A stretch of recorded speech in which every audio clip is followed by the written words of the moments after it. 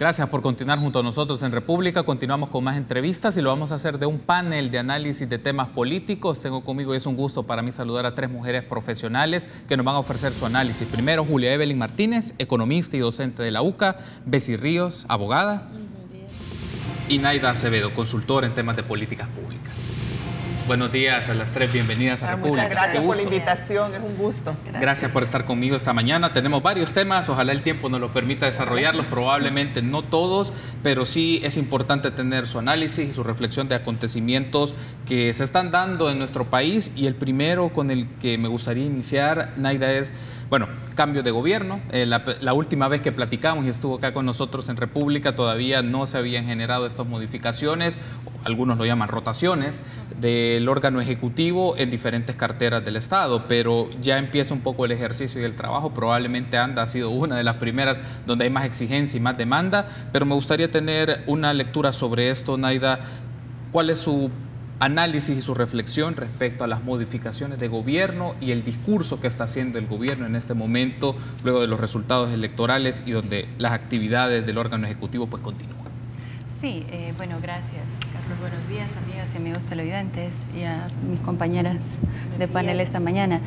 Mira, un poco hacer como, rememorar lo que hablamos esa vez anterior, ¿no? Que habíamos dicho que muy poco y muy tarde, ¿verdad?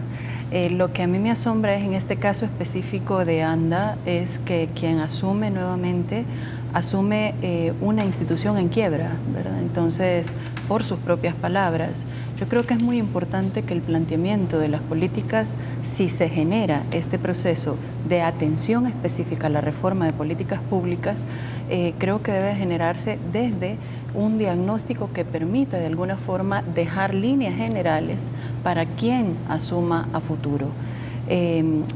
Esto es muy variable porque también dependemos del tiempo, es decir, estamos también en un año preelectoral y en un año preelectoral dejar listo todo un proceso de políticas públicas que puede heredar el siguiente o que no puede heredarlo, también nos pone en un escenario un poco incierto en función de qué va a suceder con estas políticas públicas que se toman. Han habido algunos anuncios y algunas decisiones en cuanto al tema de subsidios. Yo creo que en algún momento el Centro para la Defensa del Consumidor había hecho extensivo el malestar de la población salvadoreña hace varios años, ya hace 8 o 9 años.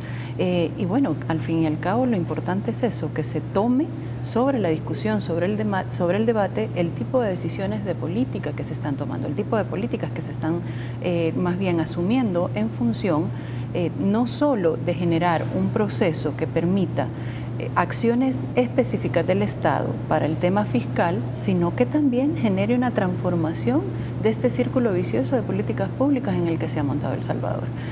Falta todavía que ver, es decir, es muy difícil tener un termómetro en frío que nos dé la idea específica de hacia dónde va a transitar en los próximos meses, pero de entrada sabíamos que iba a ser un reto bastante fuerte en función de no solo la misma lógica con la que se construyen las políticas públicas, sino que el efecto que tienen las mismas y que debe de irse midiendo para saber si nos está funcionando o no. Es decir, no es que un anuncio resuelva el problema, es que ese anuncio, esa decisión, debe también contar con procesos que permitan tener un termómetro para saber hacia dónde deben de generarse más ajustes u otras decisiones que contengan eso. Naida ha mencionado algo muy interesante, Bessie, en esta primera intervención en el campo de políticas públicas y acciones de gobierno, las posibilidades versus las realidades también. ¿Qué puede hacer el gobierno en lo que le resta de gestión a Salvador Sánchez Serén, aproximadamente un año, pero aquellas cosas que se pueden hacer y que se pueden tener una expresión de medición, de revisión y de observación, que lo que se está haciendo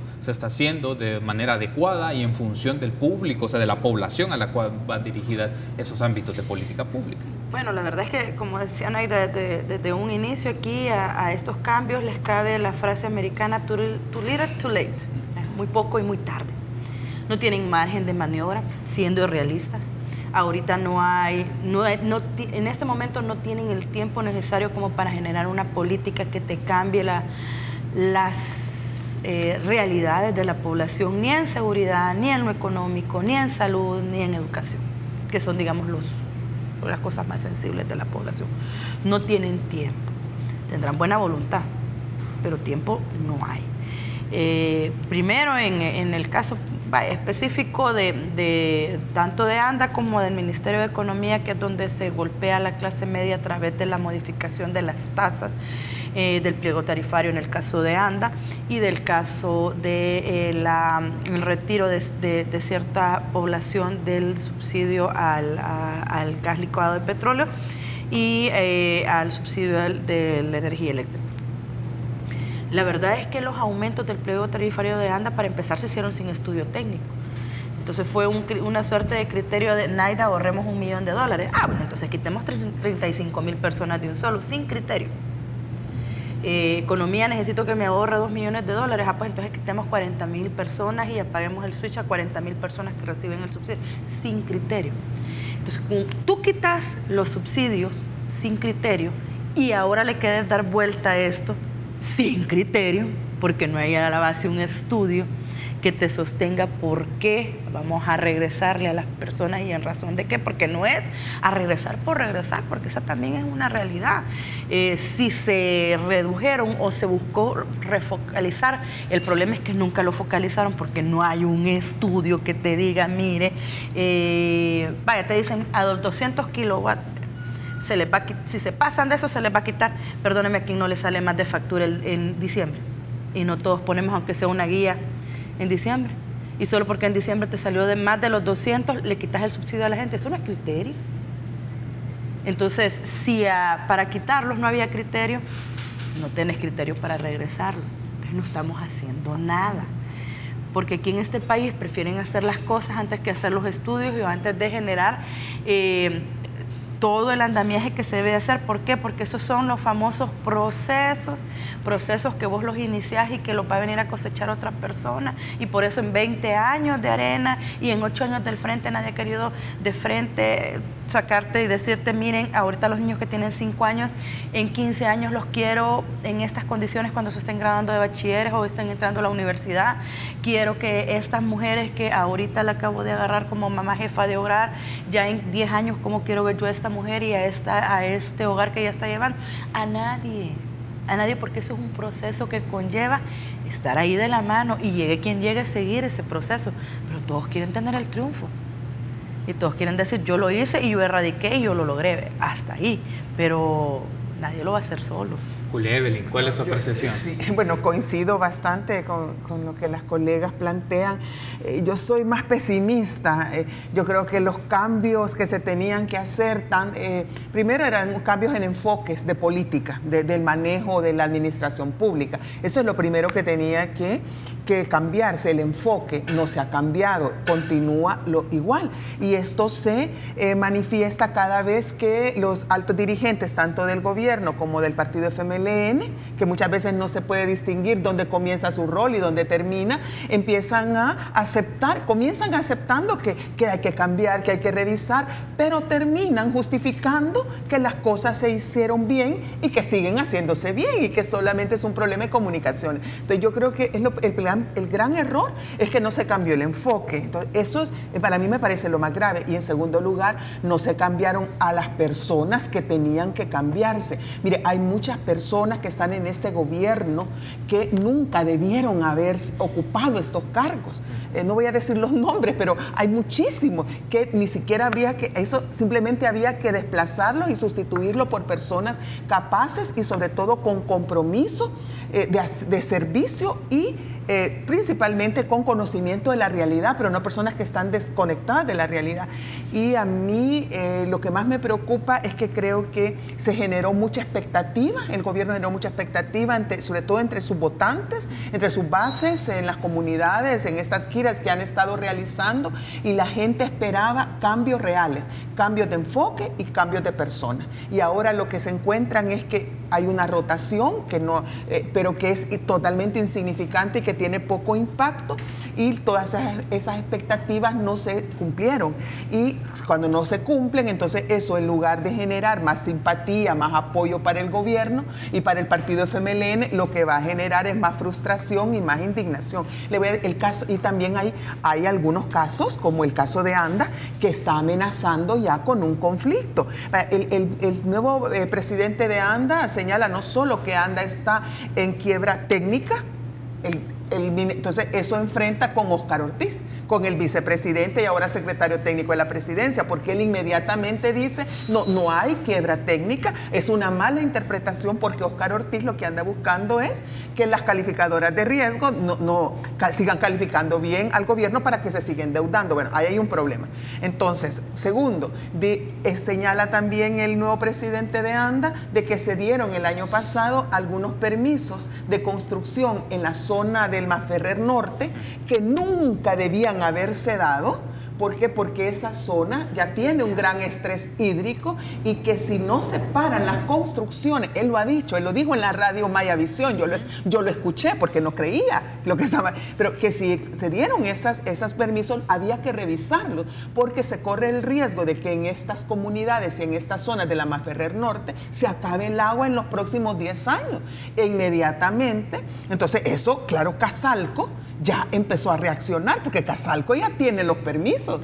Entonces ya el gobierno también del presidente Sánchez Serén con Óscar Ortiz, también el año pasado dijeron que el gran aumento en la inversión privada que va a haber este año y el próximo año es por los proyectos de inversión que se van a realizar ahí. Entonces no sé si me doy a entender cuál es el problema. O sea, ahora lo que está amenazando es una descoordinación, una contradicción, y van a presentarse conflictos reales con los sectores empresariales y van a presentar también con los sectores populares, y al final el gobierno va a tener tantos frentes, tantas líneas de disputa que yo creo que todas las buenas intenciones que tenía de cambio van a terminar realmente solamente en deseos, porque no va a ser nada de realidad. Tengo que hacer una pausa, pero al regresar hablemos un poco de la Asamblea Legislativa, protocolo de entendimiento y la discusión si radica en temas de números o hay que cambiar totalmente cómo se gestiona la Asamblea Legislativa. Regresamos.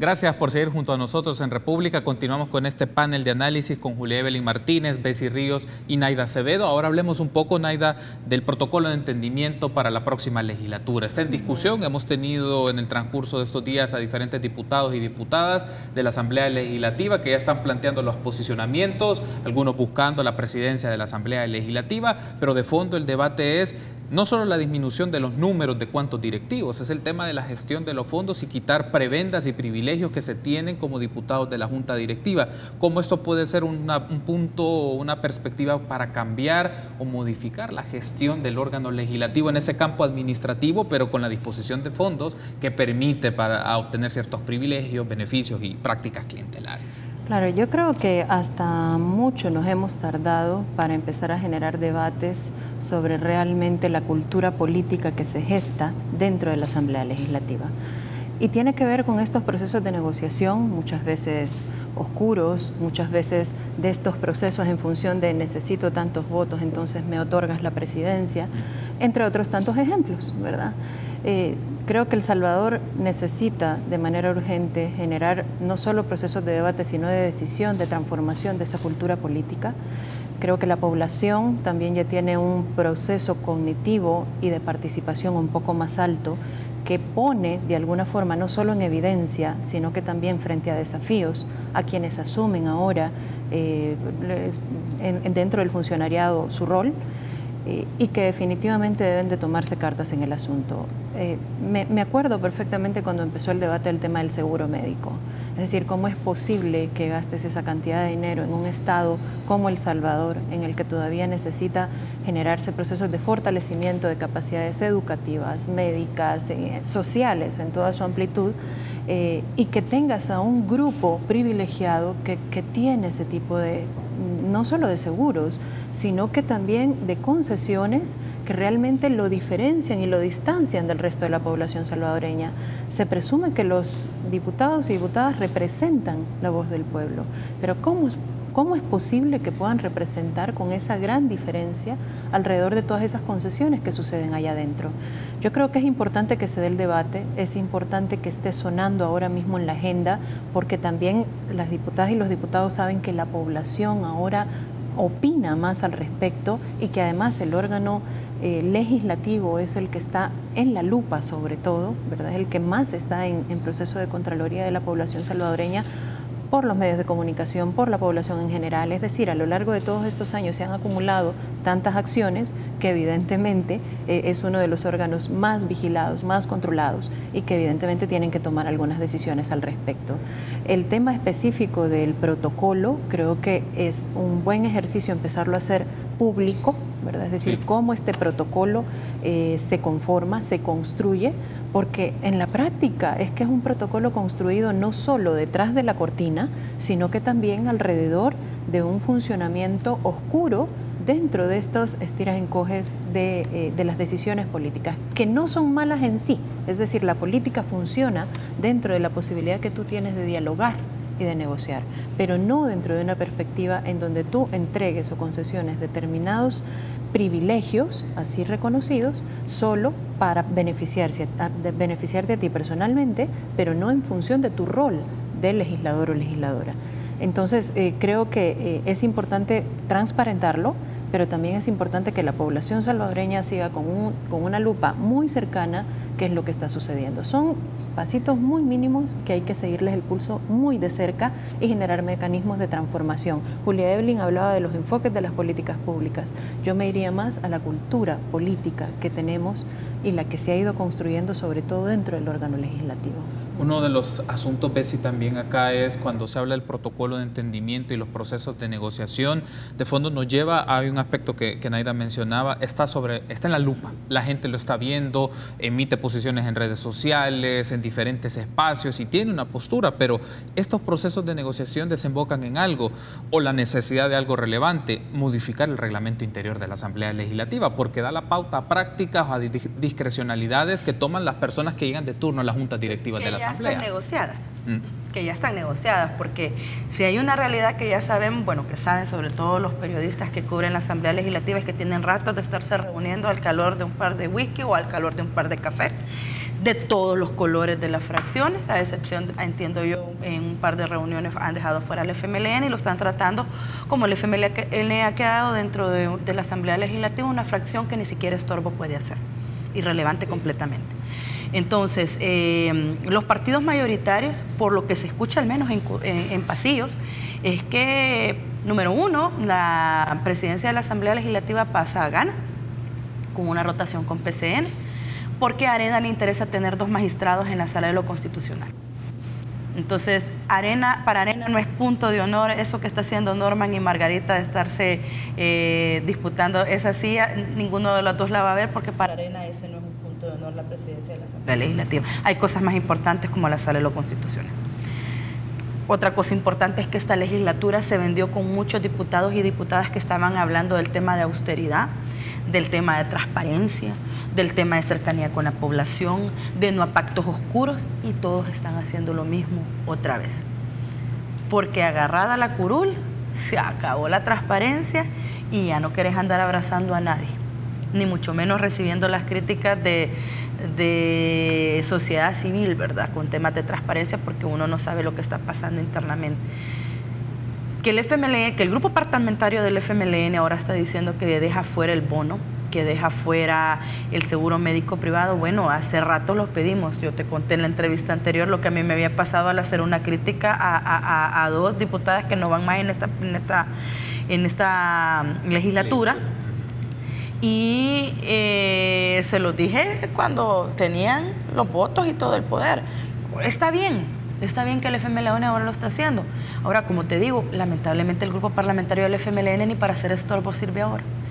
Entonces, lo que va a pasar con los 61 o 60 votos o 59 que tiene la derecha, dependiendo para dónde vote el no partidario, perfectamente pueden pasarse por encima la decisión que tome el grupo parlamentario del FMLN. ¿Y sabes qué nos van a decir? Fíjense que yo quería, pero como los otros 60 votaron en contra, o sea, otra vez una posición muy cómoda,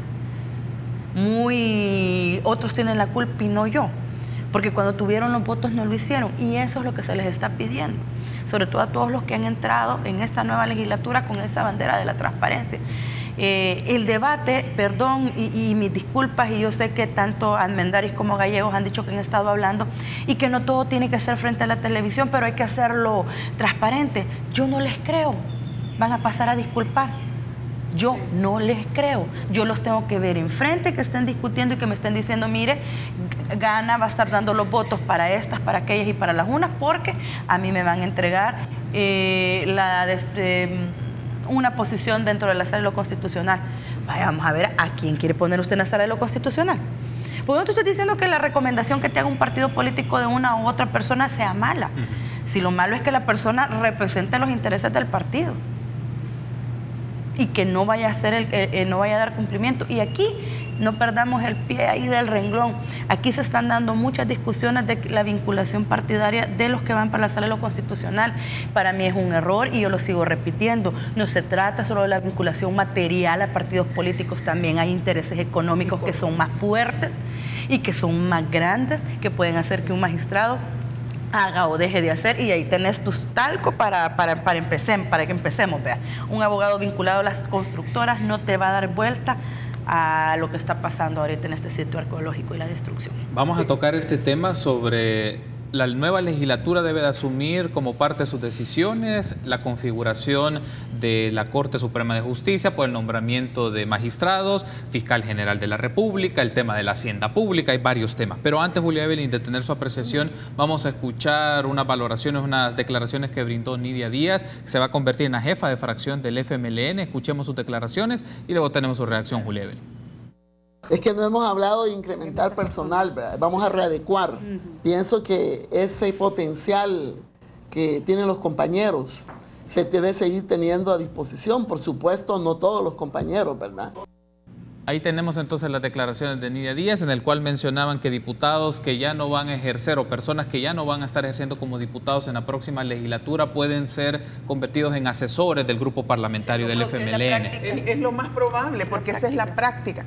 Lamentablemente, yo creo más allá del protocolo de entendimiento y las buenas intenciones y las promesas de campaña con las cuales han llegado muchos diputados y diputadas, sobre todo la gente joven que está ingresando, yo me temo que una vez, o sea, que en la Asamblea Legislativa rige como una especie de cultura institucional, una cultura política, como muy bien lo dice, una cultura.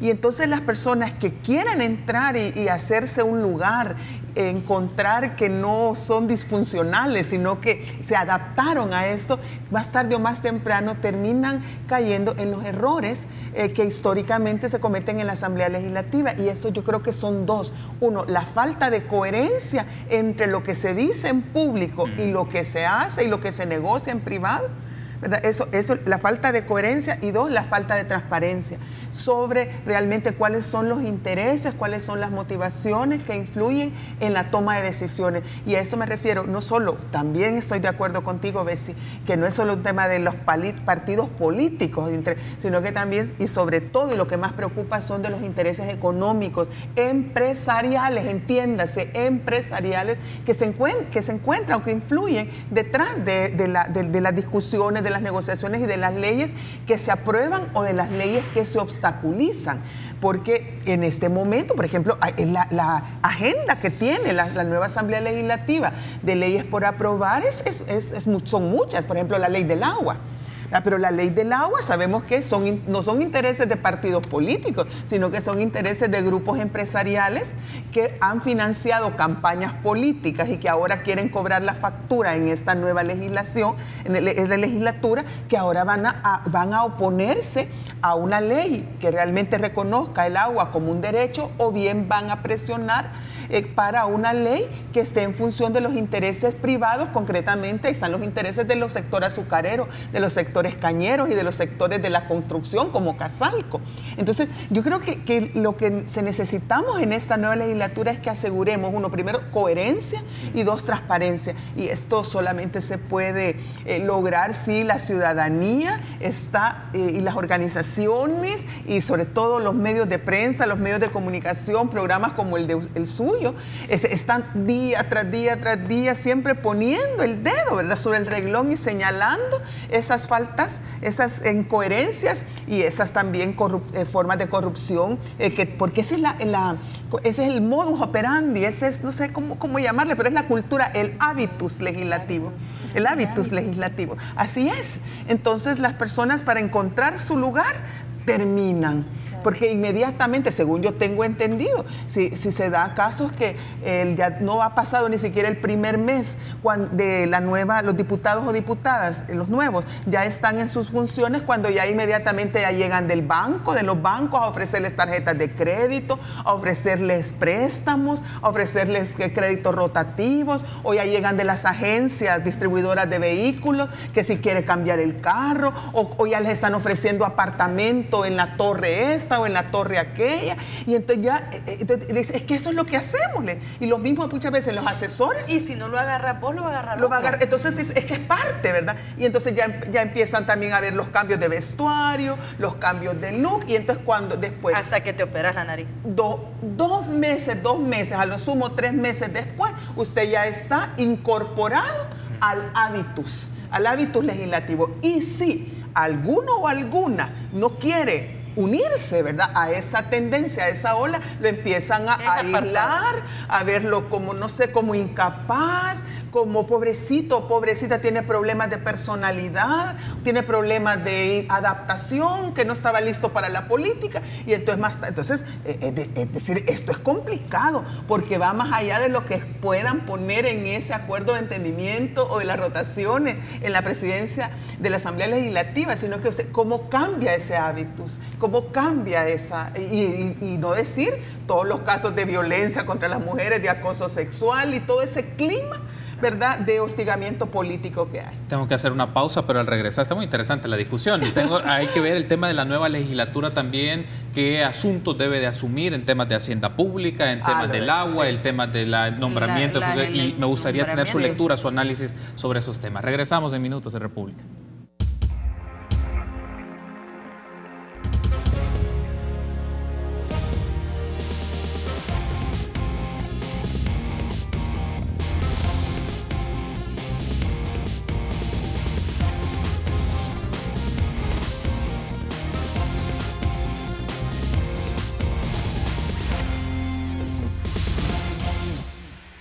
Gracias por continuar con nosotros en República. En la pausa hemos seguido platicando y discutiendo estos temas de la agenda legislativa, y es importante y me agrada mucho que estén conmigo, acompañándome y ofreciendo estos análisis para nuestra audiencia. Es importante el posicionamiento de mujeres profesionales sobre los temas de coyuntura política en el país. Eso es algo importante. Naida, ahora viene la nueva legislatura, el 1 de mayo asume, pero hemos hablado del hábitus, de la cultura política de la Asamblea Legislativa, que es uno de los elementos de las prácticas en las tomas de decisiones y en los acuerdos, cabildeos y negociaciones, pero hay temas muy concretos que esta nueva legislatura debe de asumir. Y me gustaría escucharle sobre esto. ¿Cuáles son los temas en los cuales debemos prestar la atención, poner la lupa del trabajo de los grupos parlamentarios? Por ahí el tema del agua, finanzas públicas, Corte Suprema, pero ¿cuáles desde su perspectiva son los más relevantes y por qué debemos analizarlos? Mira, yo creo que esta legislatura en particular regresa a una configuración que hay que tener también muy de cerca, sobre todo por las decisiones que se vayan tomando en función de propuestas de ley existentes, que además tienen su espejo, su propuesta de ley espejo, con sus distorsiones, por supuesto, unas desde un enfoque, otras desde otro tanto, por ejemplo la ley del agua, y que ahora tienen correlaciones para, en efecto, generar este enfoque más hacia lo privatizador.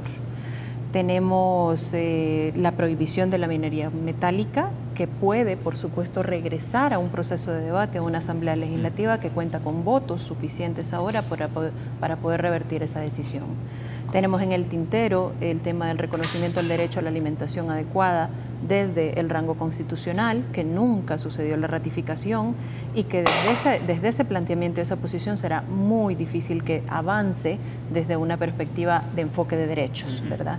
Hay una cantidad de leyes que no se lograron aprobar durante los periodos anteriores y que todavía descansan esperando a que logren encontrar un espacio de luz que les permita hacer, sobre todo desde el funcionamiento de la institucionalidad pública y sobre todo también desde la creación de un espacio que permita a la población ejercer sus derechos. ¿Qué es lo que pasa? Que con este retorno, evidentemente, no es que sea algo nuevo bajo el sol. Es decir, una representación marcada de intereses siempre ha existido en el marco regulatorio de El Salvador, siempre lo ha existido. De alguna forma ha existido contrapropuestas que han intentado entrar al redil legislativo, algunas no se han logrado, como la ley del agua promovida por movimientos sociales desde hace más de una década, que está en discusión algo tan fundamental para el ser humano como el agua, y que definitivamente todavía no ha encontrado el punto para poder ser aprobada, ¿no? Creo que es momento para que la población haga propio el ejercicio de demanda. Ninguna legislación en ningún lugar del mundo se logró solo por la buena voluntad de los legisladores. Todos los cuerpos jurídicos, los cuerpos legislativos y el avance mismo de los derechos humanos han pasado por un proceso de fortalecimiento y de participación de la sociedad en general, de los movimientos sociales, de los movimientos de base sobre todo, empujando para el reconocimiento y reivindicación de derechos.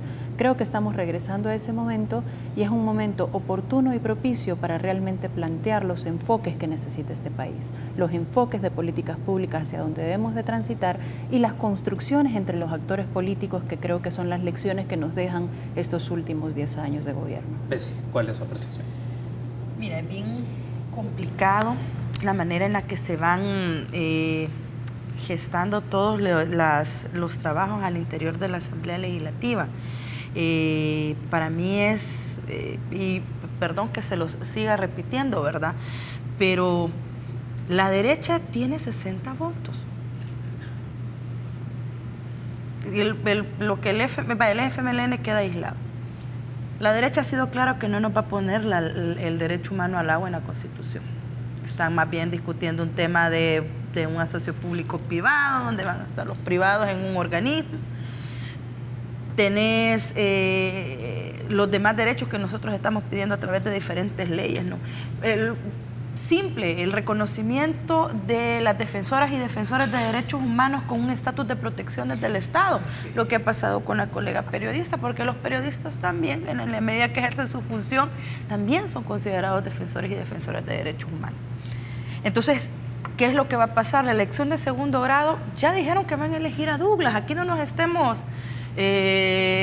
dando paja, pues, o sea, Gana, PCN y Arena dijeron que les gusta cómo está trabajando Douglas. Personalmente hay muchas cosas que ha hecho súper mal, que aquí han sido procesos donde la verdad jurídica no la prueba nunca y se le caen los procesos. Por eso les gusta. Tenés gente que está ahí guardando prisión que no inicias los grandes procesos. El sector 9, ¿verdad? Acaban de suspender ahí los casos judiciales.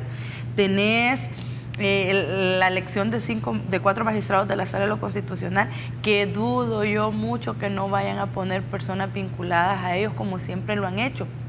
Mira, como a mí me queda claro que la derecha va a regresar a ser lo que ha sido. Por eso es de que se le ha castigado al FMLN como se le ha castigado, porque a la izquierda no se le perdona nada. La izquierda tiene que ser más que perfecta porque se suponía que era el cambio. Pero bien, ¿cómo sabemos que la derecha regresa a ser lo que es y lo que ha sido? Históricamente, quien tenía o ostentaba la presidencia de la Asamblea Legislativa era el grupo parlamentario de mayor representación. Cuando el FMLN tuvo los números, hubo una negociación entre Arena y el PCN donde dijeron hay que rotar la presidencia.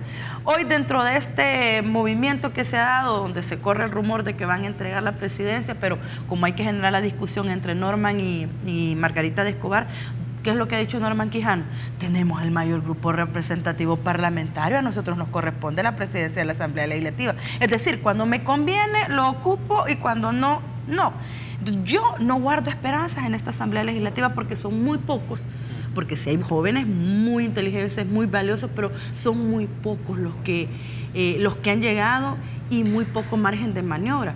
Por ejemplo, en el FMLN, ¿por qué sé que va a seguir igual o más ortodoxo o más cerrado? Porque debieron haber puesto a una Cristina Cornejo de jefe de grupo parlamentario, una mujer joven con representación, con trabajo de base, una mujer que ha luchado sin esconderse sobre los derechos sexuales y reproductivos de las mujeres, una mujer que impulsó la inclusión de los crímenes y delitos por odio dentro de la Asamblea Legislativa. Ella fue la que los trabajó con nosotros. Pero no, ponen lo seguro, lo conocido, que es Nidia Díaz. O sea, que merece todo mi respeto porque es una mujer luchadora y todo lo que tú querrás. Pero así no se dan síntomas de renovación. Sí, totalmente de acuerdo. Yo precisamente con eso quería señalar que me parece que ha sido una mala selección la de Nidia Díaz como jefe de la fracción del FMLN, pero no por ella, porque ella es una persona muy honesta, muy capaz, yo la respeto y la quiero mucho. Pero es que no es el tema de cariño, pues, porque esa es la debilidad, de que no es un tema de cariño, sino que es un tema en este momento de quién es la persona, hombre o mujer. Yo creo que sí, mujer, esta señora Cornejo sí creo que podía tener, pero hombre o mujer que tenga la capacidad de ese líder, de renovar el liderazgo, de renovar la confianza en la gente, en la población, y sobre todo de que pueda mostrar que las cosas se van a hacer de una manera diferente, y que si en determinado momento el grupo parlamentario se toma decisiones que van en contra del Ejecutivo o que estén separadas o que pueden ser no del agrado de la comisión política, pues se van a hacer. Eso es lo que la gente está esperando. Pero con la continuidad, con Nidia, lamentablemente yo creo que es una continuidad y van como lo que siempre digo, es una especie de inercia. Entonces como que ya tienen, como que van en modo automático y ya no están como reparando en esas cuestiones. Ahora, yo el FMLN creo que va a tener un rol totalmente irrelevante, así irrelevante, va a pasar sin pena ni gloria, con algunos intentos de volver como a los principios, a los... Ojalá. Sí, intentos, pero en el discurso, pero bien fácil se les van a caer o se les va a contrarrestar cuando se les recuerde que precisamente fueron ellos los que hicieran ciertas cosas. Un ejemplo, los asocios público-privados. Yo después de escuchar a las gentes estas de Arena, estos precandidatos, ellos lo que quieren es reformar la ley de asocio público-privado y con esta nueva correlación en la Asamblea Legislativa lo van a lograr. ¿Para qué? Para incluir cosas como la educación, como la salud, como el agua y como la seguridad, porque eso para hacer la reforma de los asocios público-privados solamente se necesitan 43 votos que los tienen y todavía les sobra, ¿verdad? Les sobra para sacarlo, hasta les dan todavía. Entonces van a hacer estas privatizaciones. Entonces el FMLN en ese momento se va a oponer porque la ciudadanía, sindicatos, organizaciones sociales, organizaciones de mujeres, academia, nos vamos a oponer y nos vamos a poner, bueno, al menos yo sí nos vamos a poner en pie de lucha contra esa reforma. Pero, y entonces, ¿qué van a decir los que están apoyando? Y no fue el FMLN y el gobierno del FMLN la que dio la iniciativa de ley a los asocios público-privados, pues. Y entonces ahora ya se sabía que se aprobaban esa ley, después solamente con 43 votos se logra. Y lo mismo va a pasar con otras, con la ley de la minería y con otras más. Lo que hay que rescatar, y hay una realidad, creo que es un sentimiento que podría ser que tenemos las tres. En El Salvador la única expresión de la izquierda, porque así se ha trabajado, es el FMLN. El FMLN se encargó de aplastarte cualquier otra expresión de izquierda, llámese socialdemocracia, llámese como tú le querrás llamar. Entonces el FMLN se erigió como la única opción de izquierda para que todos los colores de izquierda, ni modo, fuéramos a parar ahí.